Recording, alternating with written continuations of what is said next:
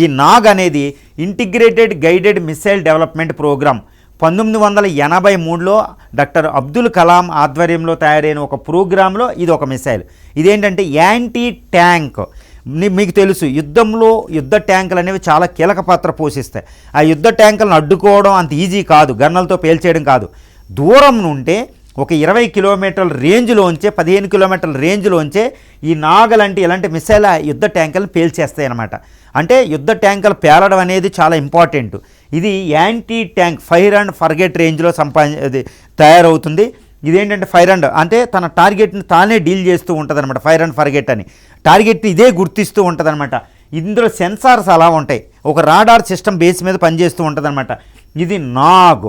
ఇది చెబితే ప్రపంచంలో అన్ని దేశాలకు భయమంటే, ఎందుకంటే ప్రపంచంలో ఎంత అత్యాధునిక యుద్ధ ట్యాంకులైనా ఇది పేల్చే శక్తివంతమైన మిసైలు భారత అమ్ములపోలో ఉంది. ప్రపంచంలో ఏ మిసైల్ యాంటీ ట్యాంక్ మిసైల్కి ఇది తీసిపోదు. కాబట్టి ఇది అపజయం ఎరిగింది.